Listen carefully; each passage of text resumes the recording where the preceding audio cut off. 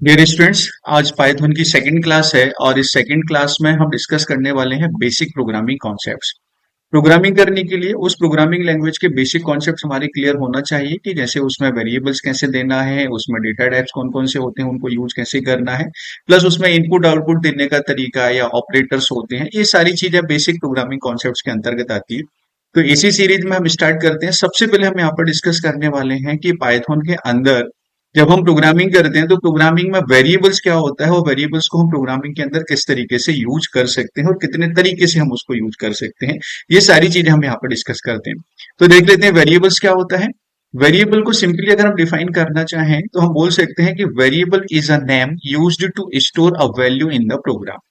Programming करते समय किसी भी वैल्यू को स्टोर करने के लिए जो भी हम कैरेक्टर या वर्ड वहां पर यूज करते हैं, कोई भी अल्फाबेट हम यूज करते हैं, उसको हम क्या बोलते हैं? वेरिएबल बोलते हैं। ठीक है।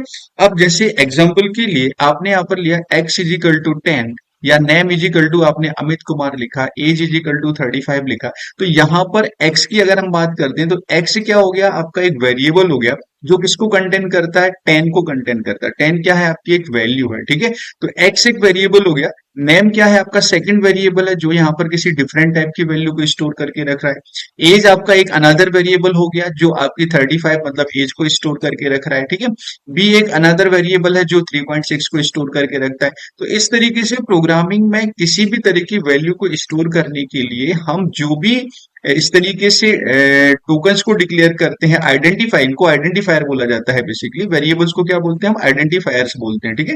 तो जो आइडेंटिफायर हम यहाँ पर डिक्लेयर करते हैं उस आइडेंटिफायर को वेरिएबल बोला जाता है। ठीक है। क्लियर? अब जब हम कोई वेरिएबल लेते हैं तो उस वेरिएबल को डिफाइन करने के कुछ रूल्स होते हैं। ऐसा नहीं होता है कि आप अपनी मर्जी से कुछ भी वेरिएबल ले सकते हैं। ठीक है। उसके कुछ रूल्स होते हैं जो आपको पता होना चाहिए अगर आप एक करेक्ट वेरिएबल को यूज करना चाहते हैं। तो इसको प्रोग्रामिंग में भी मैं आपको करके दिखाता हूँ। पहले रूल्स को देख लेते हैं। तो रूल्स नंबर 1 क्या हो गया कि variable name must start with a letter और अंडरस्कोर। कोई भी वेरिएबल जो आपको लेना है उसको हमेशा आपको लेटर या अंडरस्कोर से स्टार्ट करना है। प्रैक्टिकली हम करते चले जाते हैं। यहाँ पर हम पाइथन का आइडियली ओपन करते हैं सबसे पहले और यहीं पर मैं आपको बताता जाता हूँ कि किस तरीके से हम इसको यूज करेंगे। ठीक है। एक न्यू फाइल हम यहाँ पर क्रिएट करते हैं पाइथन के लिए और ये जो न्यू फाइल है इसको हम यहाँ पर मैं आपको बताता हूँ कि जैसे पाइथन में सबसे पहले आपने क्या लिखा कि variable name must start with a letter और अंडरस्कोर। अब आपको एक प्रोग्राम बनाना है जिस प्रोग्राम में आप कोई किसी भी तरह की कैलकुलेशन करना चाहते हैं। ठीक है। आपने लिखा यहाँ पे x और x इज इक्वल टू आपने 10 लिखा, बिल्कुल करेक्ट है। ठीक है। आप x नाम से वेरिएबल ले सकते हैं, कैपिटल x के द्वारा भी आप वेरिएबल ले सकते हैं, लेकिन ध्यान रखिएगा कि पाइथन केस सेंसिटिव लैंग्वेज होती है। कैपिटल एक्स और स्मॉल एक्स दोनों अलग अलग माने जाएंगे। ठीक है। दोनों सेपरेट सेपरेट काम करेंगे। ठीक है। आप x नाम का जो वेरिएबल है, एक्स वेरिएबल है, या आपने मान के चलते हैं कि आपने NUMBER नंबर करके एक वेरिएबल लिया। तो नंबर एक वेरिएबल हो गया जिसको हमेशा अल्फाबेट से स्टार्ट करना है, लेटर से स्टार्ट करना है आपके लिए। आप इसको अंडरस्कोर से स्टार्ट कर सकते हैं, बिल्कुल करेक्ट माना जाएगा। ये इस वर्ड का, इस स्टेटमेंट का मतलब है। ठीक है। सेकंड स्टेटमेंट देख लेते हैं यहाँ पर। Variable name can contain letters, numbers and underscore. मतलब सिंपल सी बात है, आपने जो वेरिएबल नेम लिया है उसमें अंडरस्कोर आ सकता है, उसमें लेटर्स आ सकते हैं, उसमें बीच में कहीं भी नंबर ले सकते हैं। जैसे आपने नम लिखा, नम 1 2 3 करके वेरिएबल ले सकते हैं, नम 1 करके वेरिएबल ले सकते हैं, नम अंडरस्कोर 1 करके वेरिएबल ले सकते हैं। ये वेरिएबल के नेम लेने का एक तरीका होता है, वेरिएबल को डिक्लेयर करने का एक तरीका होता है। ठीक है। जो आपको ध्यान रखना है। ठीक है। Variable names are case sensitive, मैंने अभी आपको बताया, no need to explain this point. Don't use Python keywords as variable name. Python के जितने भी लाइब्रेरी वर्ड्स होते हैं उनको हम वेरिएबल नेम की तरह यूज नहीं कर सकते। जैसे कि आपको एक वेरिएबल नेम लेना है, आपने यहाँ पर इफ लिखा और इफ इज इक्वल टू आपने 23 दिया, गलत है। क्यों गलत है? क्योंकि इफ जो है वो आपका एक लाइब्रेरी का वर्ड है जो कि कंडीशन अप्लाई करने के लिए यूज होता है। ठीक है।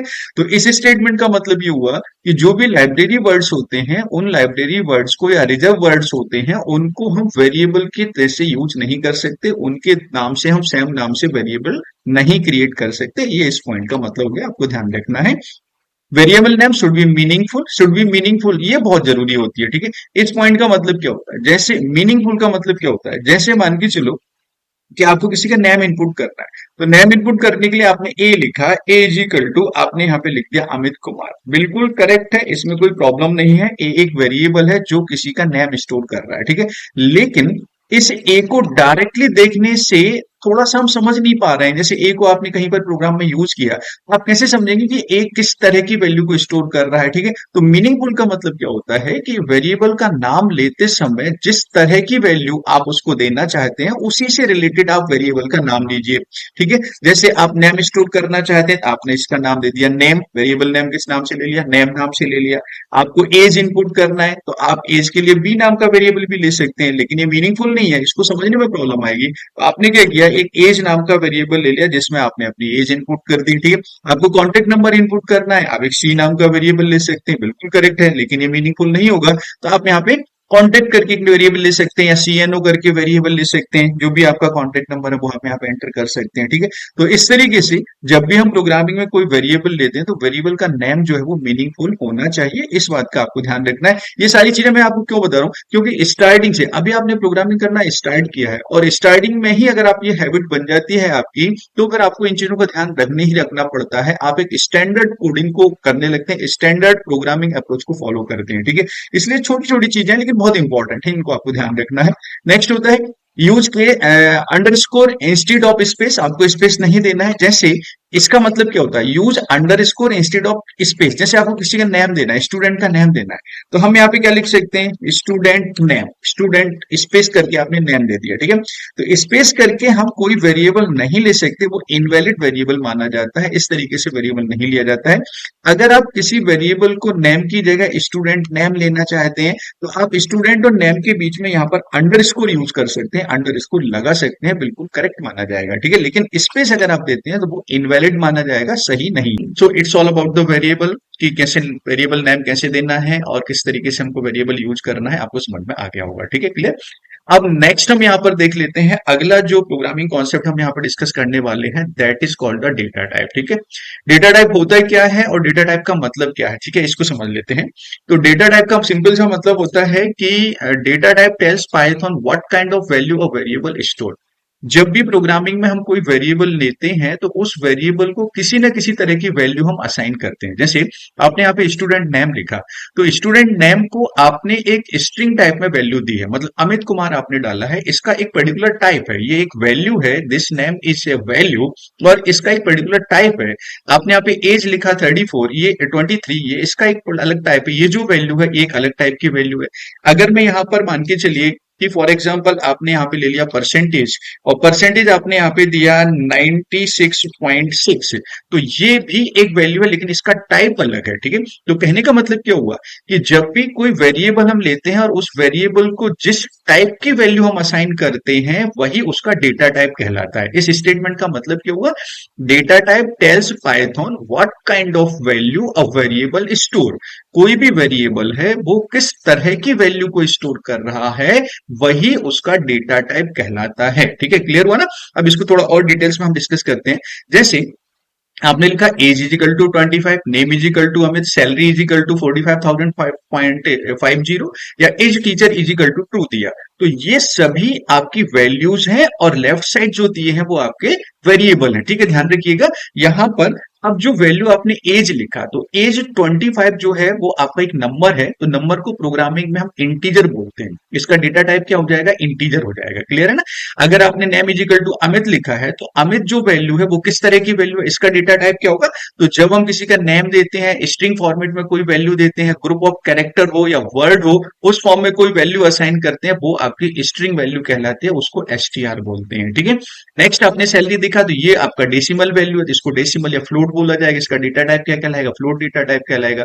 ये एज टीचर आपने ट्रू लिखा है, तो ट्रू क्या कहलाता है, बुलियन कहलाता है, ट्रू होता है या फॉल्स होता है, ये क्या कहलाता है, आपका बुलियन कहलाता है। तो ये जो डेटा टाइप होगा वो आपका बूल डेटा टाइप होगा या बुलियन डेटा टाइप होगा। ठीक है, इस तरीके से बिल्कुल सिंपल कॉन्सेप्ट से मैं आपको बता रहा हूं, बिल्कुल सिंपल लैंग्वेज हम इसको डिस्कस कर रहे हैं। पाइथन में हमें किसी भी वेरिएबल को वैल्यू देते समय उसका डेटा टाइप बताने की जरूरत नहीं पड़ती है, क्योंकि ये डायनेमिक टाइपिंग को सपोर्ट करता है। ठीक है, ध्यान रखिएगा, डायनेमिक टाइपिंग, मैंने यहाँ पे एक वर्ड बोला है, it is very very important, dynamic typing. अगर आप सी प्लस प्लस में प्रोग्रामिंग करेंगे, अगर आप जावा में प्रोग्रामिंग करेंगे, तो किसी भी वेरिएबल को वैल्यू देने से पहले आपको बताना पड़ेगा उसका डेटा टाइप क्या है। ठीक है, एग्जांपल के लिए मैं आपको बताता हूं, अगर आप जावा में प्रोग्रामिंग करते हैं, आप सी प्लस प्लस में प्रोग्रामिंग करते हैं, तो आप एक इंटीजर टाइप का वेरिएबल लेना चाहते हैं, तो आप लिखेंगे इंटीजर एक्स। आपको पहले बताना पड़ेगा कि x एक वेरिएबल है जो इंटीजर वैल्यू को स्टोर करता है, ठीक है। It is called static typing. आपने पहले बताया कि x एक इंटीजर वेरिएबल है जो इंटीजर वैल्यू को ही स्टोर करेगा। अब आपने इसका डेटा टाइप क्या सेट कर दिया, यहाँ पर इंटीजर कर दिया। तो ये इंटीजर कर दिया। अब आप x को जो वैल्यू असाइन करेंगे वो इंटीजर ही होनी चाहिए। अगर आपने इसको स्ट्रिंग वैल्यू दे दी या अगर आपने फ्लोट वैल्यू दे दी तो एक्सेप्शन जनरेट करेगा, एरर जनरेट करेगा, ठीक है। It is called static typing. But Python आपसे क्या बोलता है, पाइथन आपसे बोलता है कि no need to declare, no need to define the data type. किसी भी वेरिएबल का डेटा टाइप आपको पहले बताने की जरूरत नहीं है। इस चीज की जरूरत ही नहीं है पाइथन में। क्यों? क्योंकि पाइथन डायनेमिक टाइपिंग को सपोर्ट करता है। डायनेमिक टाइपिंग का मतलब क्या हुआ कि जब हम वेरिएबल को वैल्यू असाइन करेंगे तो उसी समय वैल्यू के अकॉर्डिंग उस वेरिएबल का डेटा टाइप वहां पर फिक्स हो जाएगा। आपने ये वेरिएबल लिया, इसको आपने वैल्यू दी। अगर ये वैल्यू कैरेक्टर है, वर्ड है, तो इसका डेटा टाइप स्ट्रिंग हो जाएगा। आपने यहाँ पे 23 लिखा, नंबर है, इंटीजर वैल्यू है, तो इसका डेटा टाइप क्या हो जाएगा, ऑटोमेटिकली इंटीजर हो जाएगा। आपने 96.6 लिखा, ये आपका एक डेसिमल वैल्यू है, फ्लोट वैल्यू है, तो ऑटोमेटिक इसका डेटा टाइप क्या हो जाएगा, डेसिमल या फ्लोट हो जाएगा, ठीक है। अगर मैंने यहाँ पर फॉर एग्जाम्पल एक बुलियन डेटा टाइप लेते हैं, आपने यहाँ पे ch के वेरिएबल लिया और उसको आपने कर दिया ट्रू, ठीक है। तो ट्रू क्या है, आपकी एक बुलियन वैल्यू है, तो ऑटोमेटिकली इसका डेटा टाइप क्या हो जाएगा, बुलियन हो जाएगा, ठीक है। तो इस कॉन्सेप्ट को क्या बोलते हैं, डायनेमिक टाइपिंग बोलते हैं। इस कॉन्सेप्ट को डायनेमिक टाइपिंग बोला जाता है। ध्यान रखिएगा, पाइथन का बहुत इंपॉर्टेंट फीचर है ये, ठीक है। तो आपको पता करना है कि जो वेरिएबल हमने दिया उसका टाइप क्या है, उसको किस तरह की वैल्यू मिली, उसका डेटा टाइप क्या है, ठीक है। तो मैं आपको यहां पर बताता हूं कि पाइथन में आप कैसे पता करेंगे कि किसी भी वेरिएबल का डेटा टाइप क्या है। किसी भी वेरिएबल का डेटा टाइप आपको पता करना है तो आप सिंपली यहां पे लिखोगे प्रिंट, और प्रिंट के अंदर आपको लिखना है टाइप। क्या लिखना है आपके लिए, टाइप लिखना है। और टाइप के अंदर आप उस वेरिएबल को लिख दीजिए, जैसे आपने लिखा स्टूडेंट अंडर स्कोर नेम, ठीक है।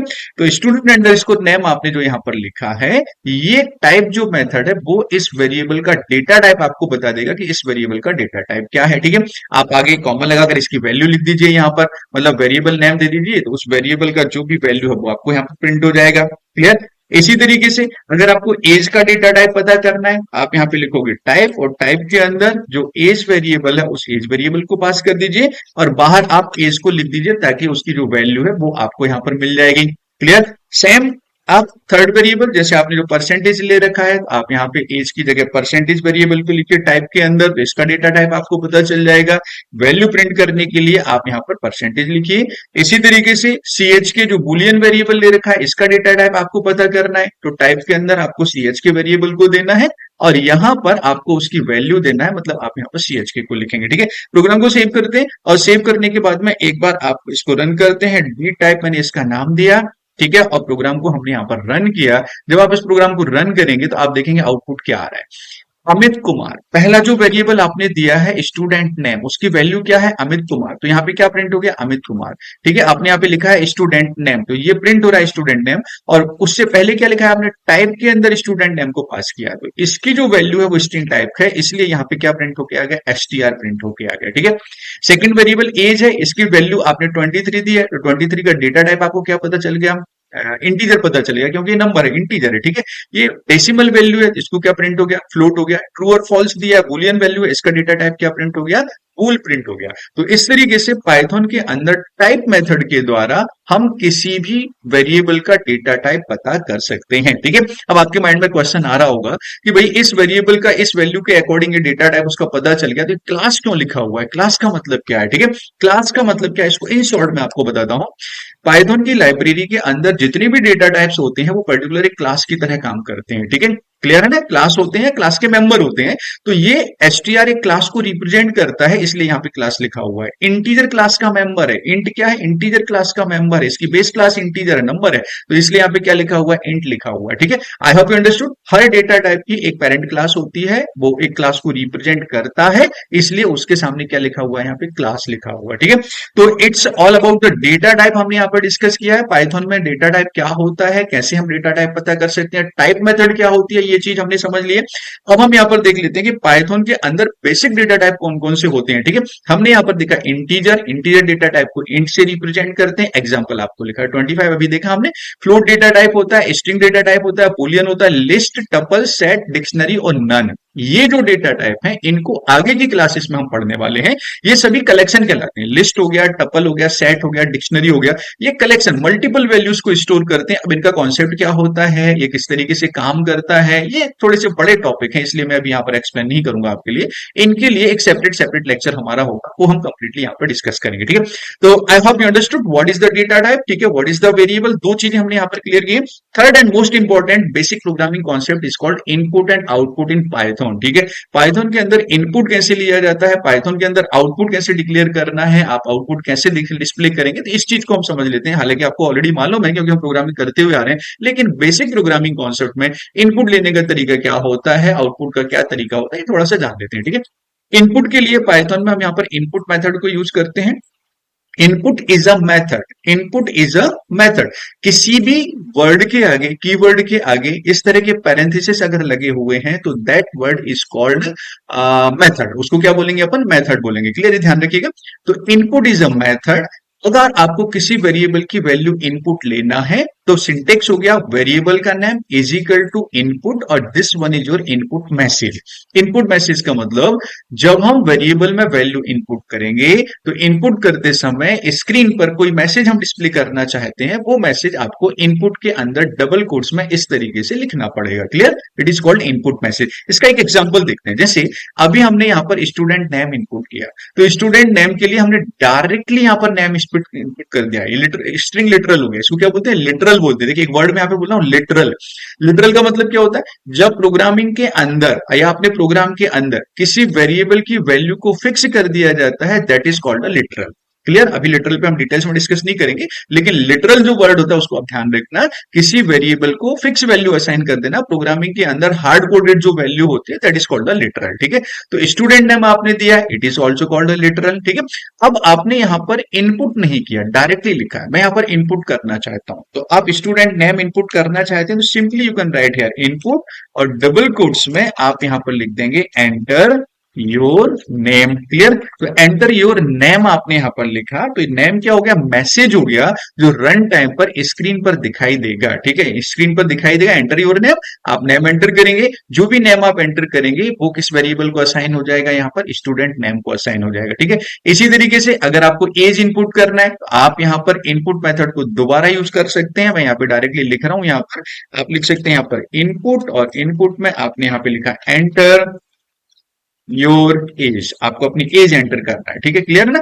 तो इसी तरीके से आपको परसेंटेज इनपुट करना है, आप यहाँ पे लिख सकते हैं इनपुट, और इनपुट के अंदर डबल कोट्स में आपने लिखा है यहाँ पर एंटर योर परसेंटेज, आपको अपनी परसेंटेज इनपुट करना है, ठीक है। क्लियर, इसकी वैल्यू आपको इनपुट करना है, सीएचके की वैल्यू तो सेम आप यहाँ पर इनपुट करके एंटर योर चॉइस आप यहाँ पे देना चाहते हैं तो आप यहाँ पे एंटर कर सकते हैं, ठीक है। तो यहाँ पर इनपुट मेथड का काम हो गया रन टाइम पर इस वेरिएबल के लिए वैल्यू लेना। इस प्रोग्राम को सेव करते हैं और सेव करके हम यहाँ पर इस प्रोग्राम को दोबारा रन करते हैं, देखते हैं क्या होता है। प्रोग्राम को रन करेंगे तो रन करने पर आपने देखा यहाँ पर कि क्या लिखा आ गया, सबसे नीचे की तरफ आप ध्यान दीजिएगा, यहाँ पे लिखा हुआ है एंटर योर नेम। क्लियर, तो एंटर योर नेम आपने कर दिया यहाँ पर राजकुमार, ठीक है। क्लियर, नेक्स्ट उसने पूछा एंटर योर एज, एज आपने थोड़ा सा नीचे दिख रहा है, ध्यान से देखिएगा, यहाँ पर एंटर योर एज यहाँ पर लिखा है, तो एंटर योर एज यहां पर आ गया, ठीक है। मैं स्क्रीन को थोड़ा सा ऊपर कर देता हूं, आपको समझ में आ गया। यहाँ पर आपने लिखा है यहाँ पर एंटर योर एज आ गया। एंटर योर एज में फॉर एग्जांपल आपने डाल दिया 45। नेक्स्ट पूछा एंटर योर परसेंटेज, आपने यहाँ पे डाल दिया मान के चलिए 4.5 या 4.6, what ever you want, you can enter here. Enter करेंगे तो जो वैल्यू आपने डाली है वो वैल्यू आपको यहाँ पर डिस्प्ले हो रही है। क्लियर हो गया ना। तो input method, I hope you understood कि इनपुट मेथड के द्वारा हम वैल्यू को इनपुट करते हैं रन टाइम पर प्रोग्राम। अब इनपुट के लिए विषय में एक बहुत बहुत बहुत ज्यादा इंपॉर्टेंट बात आपको ध्यान रखनी है कि जो इनपुट मेथड होती है उस इनपुट मेथड का डिफॉल्ट डेटा टाइप स्ट्रिंग होता है। ध्यान रखिएगा, इनपुट मेथड में आपने नेम इनपुट किया तो जो नेम आप यहां पर इनपुट करेंगे उसका बाय डिफॉल्ट डेटा टाइप क्या रहेगा, स्ट्रिंग रहेगा, क्योंकि इनपुट मेथड हमेशा स्ट्रिंग डेटा टाइप में ही वैल्यू को इनपुट करता है। आपने यहाँ पे एज इनपुट किया तो एज आपने यहाँ पे इनपुट किया फॉर एग्जांपल 45, तो 45 एक वैल्यू है जिसका डेटा टाइप क्या है भाई, इंटीजर है, इंटीजर डेटा टाइप है, लेकिन आपने इनपुट किया है तो इनपुट मेथड उसको इंटीजर रीड नहीं करेगा, इनपुट मेथड उसको स्ट्रिंग रीड करेगा, ठीक है। ध्यान रखिएगा, आपने यहाँ पे अपना परसेंटेज इनपुट किया तो परसेंटेज हमारे लिए क्या है, एक फ्लोट वैल्यू है। फ्लोट वैल्यू मतलब डेसिमल वैल्यू है, ठीक है। लेकिन इनपुट मेथड उसको फ्लोट या डेसिमल वैल्यू रीड नहीं करेगा, वो उसको स्ट्रिंग वैल्यू में रीड करेगा, ठीक है। इसका एक सिंपल एग्जांपल मैं बताता हूँ। एक सिंपल सा एग्जांपल लेते हैं हम यहाँ पर, जैसे हम दो नंबर को प्लस करते हैं, ठीक है। आपको कैसे पता चलेगा, जैसे आपने एज इनपुट किया, अभी अभी क्लियर हो जाएगा, no need to write a different program, यहीं से आपको पता चल जाएगा। आपने यहाँ से एज इनपुट किया, आपने यहाँ से परसेंटेज इनपुट किया। आप यहाँ पे देखिए, एज के लिए भी उसने डेटा टाइप क्या बताया, स्ट्रिंग बताया। परसेंटेज के लिए भी डेटा टाइप क्या बताया, उसने स्ट्रिंग बताया।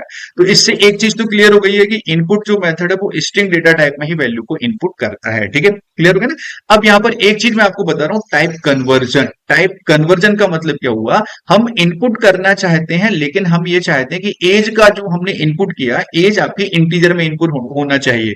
आपने अपना परसेंटेज इनपुट किया, तो परसेंटेज जो है ना फ्लोट में इनपुट होना चाहिए या डेसिमल में इनपुट होना चाहिए। तो आपको क्या करना पड़ेगा, इनपुट से जो स्ट्रिंग वैल्यू मिल रही है, उस स्ट्रिंग वैल्यू को आपको इंटीजर में कन्वर्ट करना पड़ेगा, या स्ट्रिंग से हमें जो सॉरी इनपुट से जो हमें स्ट्रिंग वैल्यू मिल रही है उसको हमें फ्लोट में कन्वर्ट करना पड़ेगा, ठीक है। तो ये जो प्रोसेस होती है कन्वर्जन की, it is called type conversion. इसको क्या बोलते हैं अपन, टाइप कन्वर्जन, ध्यान रखिएगा, it is called type conversion.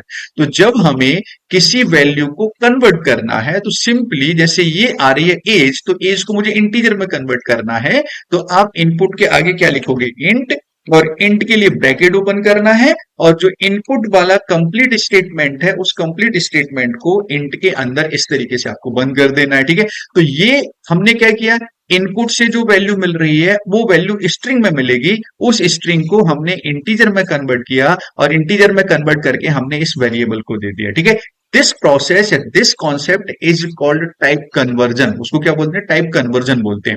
इसी तरीके से परसेंटेज में अगर हम बात करते हैं, तो आपने यहाँ पे लिखा इंट, और इंट लिख के आपने इसको कन्वर्ट, सॉरी इसको परसेंटेज में या फ्लोट में कन्वर्ट करना है आपके लिए, क्योंकि परसेंटेज है, तो आप यहाँ पे क्या लिखोगे, फ्लोट लिखोगे। आपने यहाँ पे फ्लोट लिखा तो फ्लोट में कन्वर्ट कर देगा। अब इस प्रोग्राम को हम एक बार रन करते हैं, मैं इस चीज को बंद करके दोबारा रन करूंगा। आपने यहाँ पर सेव किया, सेव करके इस प्रोग्राम को आपने रन किया। रन करने पर मैसेज आया, एंटर योर नेम, आपने यहाँ पे डाल दिया, सो फॉर एग्जांपल आपने डाल दिया श्री। नेक्स्ट आपने एज डाल दिया, आपने डाला एज 17 ईयर्स, और नेक्स्ट आपने डाल देते परसेंटेज, परसेंटेज आपने डाला 89.6। अब देखिए क्या आ रहा है भाई, आपने नेम इनपुट किया, इनपुट डेटा इनपुट किया है, तो इसका डेटा टाइप क्या आ गया, स्ट्रिंग आ गया। 17 आपका इंटीजर है, आपने यहाँ पे क्या किया, इनपुट आ रहा है, इनपुट को इंटीजर में कन्वर्ट किया, इंटीजर डेटा टाइप यहाँ पे कन्वर्ट कर दिया, उसने इंटीजर आ गया, ठीक है। इसी तरीके से इनपुट को आपने फ्लोट में कन्वर्ट किया, तो इसका डेटा टाइप क्या दिखा रहा है, यहाँ पे फ्लोट दिखा रहा है। तो इस तरीके से हम इनपुट मेथड के द्वारा मिलने वाली वैल्यू को दूसरे डेटा टाइप में कन्वर्ट कर सकते हैं। This process is called type conversion, ठीक है, ओके। अब नेक्स्ट, तो it's all about the input method, I hope you understood. Next हम यहाँ पर देखने वाले हैं आउटपुट मेथड, और पाइथन में आउटपुट मेथड के लिए हम जो यूज करते हैं, that is called the print method, ठीक है। Already very from the very first program we are using the print method. So print method is for output. Whenever you want to display any message, any statement, or any value of any variable, that time you have to use the print method, ठीक है। तो print को बहुत आसानी से use कर सकते हैं। सिंटेक्स मैंने यहाँ पे लिखा है, यहाँ पर प्रिंट, और प्रिंट के अंदर डबल कोट्स में आपको कोई फिक्स स्टेटमेंट, जैसे आपको ये प्रॉपर मैसेज आप डिस्प्ले करना चाहते हैं, कोई फिक्स स्टेटमेंट आप डिस्प्ले करना चाहते हैं, तो सिंपली डबल कोट्स में आपको यहाँ पर क्या लिखना है, अपना मैसेज। कोई भी फिक्स वैल्यू, कोई भी फिक्स स्टेटमेंट आप जब आउटपुट स्क्रीन पर एज इट इज डिस्प्ले करना चाहते हैं, उसको हमें प्रिंट मेथड में डबल कोट्स में लिखना है, ठीक है। अगर किसी वेरिएबल की वैल्यू को डिस्प्ले करना है, for example X Y Z आपने लिया, नेम लिया, एज लिया, ठीक है, उसको डिस्प्ले करना है, तो हमको वेरिएबल नेम को डायरेक्टली प्रिंट में इस तरीके से देना है, उसको डबल कोट्स में या किसी भी तरह के इन्वर्टेड कोट्स में नहीं दिया जाता है, ठीक है, क्लियर। अब यहां पर इस प्रोग्राम के अंदर already we have used print statement, ठीक है। प्रिंट स्टेटमेंट में आपने यहाँ पे लिखा टाइप, ये लिखा, जैसे अब मैं इस टाइप को हटा रहा हूं क्योंकि ऑलरेडी हम इसमें डिस्कस कर चुके हैं, तो टाइप को हम यहाँ पे हटा देते हैं। आपने प्रिंट में यहाँ पे लिखा, फॉर एग्जाम्पल आपने यहाँ पे लिखा वेलकम, और वेलकम लगा के कॉमा लगा के आपने अपनी स्टूडेंट का नेम लिख दिया। दोनों चीजें बहुत थोड़ा सा कम समय में समझाता हूं आपके लिए, क्योंकि ऑलरेडी हम यूज कर रहे हैं इसके लिए।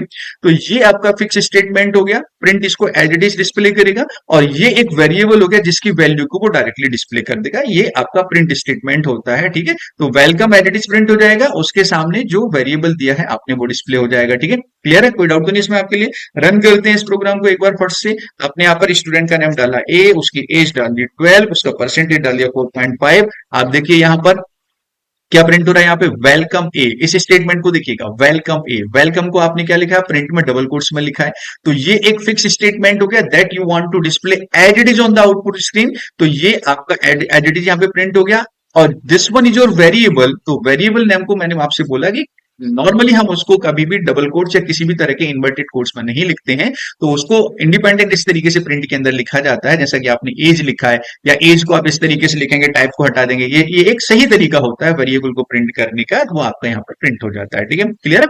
तो ये इस तरीके से हम प्रिंट स्टेटमेंट को यूज कर सकते हैं फॉर आउटपुट। ठीक है, अब प्रिंट का एक और तरीका होता है, जो मैं आपको बताने वाला हूं, जिसको बोला जाता है एफ स्ट्रिंग। ध्यान रखिएगा, मैं आपको क्या बताने वाला हूं? F string. ठीक है, यहां पर लिख देता हूं मैं आपके लिए, एफ स्ट्रिंग। इसको फॉर्मेटेड स्ट्रिंग बोला जाता है। फॉर्मेटेड स्ट्रिंग का मतलब क्या होता है कि हम प्रिंट स्टेटमेंट में किसी स्टेटमेंट को वेरिएबल वैल्यू के साथ में मर्ज करके कैसे डिस्प्ले करेंगे। एक तरीका तो आपने ये देख लिया, ठीक है, ये नॉर्मल स्टेटमेंट होता है, नॉर्मल अप्रोच होती है। फॉर्मेट स्टेटमेंट में हम क्या करते हैं, जब भी हमें किसी फिक्स स्टेटमेंट के साथ वेरिएबल की वैल्यू को डिस्प्ले करना है, तो उसको दूसरे तरीके से भी डिस्प्ले कर सकते हैं। कैसे करेंगे? आप यहां पे लिखेंगे एफ, एफ के बाद इन्वर्टेड को डबल कोट्स चालू करेंगे, जो भी आपका स्टेटमेंट है उसको हम लिखेंगे वेलकम मिस्टर। और मिस्टर के बाद आपने ये जो स्टेटमेंट है, जो वेरिएबल आपने बाहर दिया है, इस वेरिएबल को भी डबल कोट्स के अंदर लिखा। लेकिन डबल कोट्स के अंदर लिखते समय आपने करली ब्रैकेट्स के अंदर उसको लिखा है। ध्यान रखिएगा, किसके अंदर लिखा आपने? करली ब्रैकेट्स के अंदर आपने लिखा स्टूडेंट अंडरस्कोर नेम। क्लियर? तो जब हमें किसी फिक्स स्टेटमेंट के साथ वेरिएबल की वैल्यू को डबल कोट्स या इन्वर्टेड कोट के अंदर इस तरीके से प्रिंट करना है, this format is called formatted string. Clear? इसको फॉर्मेटेड स्ट्रिंग सॉरी लिटरल भी बोला जाता है। ठीक है, तो ये उसमें दोनों में कॉन्सेप्ट मतलब डिफरेंस कुछ ज्यादा नहीं है, एक सिर्फ तरीका है डिस्प्ले करने का, कि भाई आप इस तरीके से भी डिस्प्ले कर सकते हैं और आप उसको इस तरीके से भी डिस्प्ले कर सकते हैं। जैसे मैंने थोड़ी देर पहले बोला था कि वेरिएबल नेम को कभी भी डायरेक्टली इन्वर्टेड कोट्स या डबल कोट्स में नहीं लिखा जाता। जैसे आपने यहां पर लिखा ये, और यहीं पर आपने इसको डबल कोट्स को बंद कर दिया, तो ये अब वेरिएबल नहीं माना जाएगा, ये एक सिंपल वैल्यू हो जाएगी। ठीक है, सिंपल स्टेटमेंट हो जाएगा। वो स्टूडेंट नेम को एज इट इज प्रिंट करेगा, वेरिएबल की वैल्यू वेरिएबल नहीं मानेगा उसके लिए। ठीक है, लेकिन सॉरी, अगर हम किसी वेरिएबल को डबल कोट्स में फॉर्मेटेड स्ट्रिंग फॉर्म में लिखते हैं, मतलब एफ आपने यहां पर लिखा और डबल कोट्स के अंदर करली ब्रैकेट्स में आपने उस वेरिएबल को इस तरीके से लिखा, तो यहां पर वो वेरिएबल नेम ही माना जाएगा, मतलब यहां पर उसकी वैल्यू प्रिंट होगी। ठीक है, इसको मैं सेव कर रहा हूं और सेव करके इस प्रोग्राम को एक बार मैं रन करता हूं, तो आपको समझ में आएगा कि ये कैसा प्रिंट, इसका आउटपुट क्या होगा और इसका आउटपुट क्या होगा। दोनों चीज हम यहाँ पर देख लेते हैं। रन करते हैं प्रोग्राम को। रन करते समय आप ये देखिए, आपने अपना नाम डाला यहाँ पर राज, एज डाल दिया आपने 23, परसेंटेज डाला 45.7। अब आप देख लिए जो आपने यहां पर लिखा हुआ है प्रिंट वेलकम स्टूडेंट, तो वेलकम स्टूडेंट आपने जो प्रिंट किया हुआ है, ये एज इट इज प्रिंट हो रहा है आपका वेलकम स्टूडेंट, बिल्कुल एज इट इज प्रिंट हो गया। अब यहां पर जो स्टूडेंट नेम आपने लिखा है, इसको उसने वेरिएबल नहीं माना, उसको उसने एक फिक्स स्टेटमेंट माना। ठीक है ना, जिसको आप आउटपुट स्क्रीन पर एज इट इज प्रिंट करना चाहते हैं। ठीक है, लेकिन जो सेकंड स्टेटमेंट है, उसमें आपने वेलकम मिस्टर राज प्रिंट हुआ, तो वेलकम मिस्टर राज, क्योंकि आपने इसको फॉर्मेटेड फॉर्म में दिया है, फॉर्मेट स्ट्रिंग फॉर्म में दिया हुआ है। ठीक है, तो ये एक तरीका होता है प्रिंट स्टेटमेंट के द्वारा फॉर्मेटेड फॉर्म में आउटपुट को डिस्प्ले करने का। ठीक है, तो आई होप यू अंडरस्टूड कि हम इसमें इनपुट आउटपुट किस तरीके से करते हैं। It's all about the basic concepts. Basic concepts का एक और सेकंड पार्ट है, जो मैं आपको जल्दी हम उसको कंटिन्यू करेंगे, that is called the operators. Operators बहुत इंपॉर्टेंट पार्ट है, तो ऑपरेटर कोशिश करूंगा एज सुन एज पॉसिबल मैं आपको ऑपरेटर वाला जो पार्ट है वो भी आपके साथ शेयर करूं। तो ये चीज प्रैक्टिकली बहुत अच्छे से करके देखिएगा। इसमें कोई डाउट अगर आपको आता है तो आप feel free to ask, you can write your questions in comments box और directly you can discuss with me. Definitely I will try to give you the solutions. आज के लिए इतना ही, मिलते हैं नेक्स्ट क्लास में। तब तक के लिए टेक केयर, बाय बाय।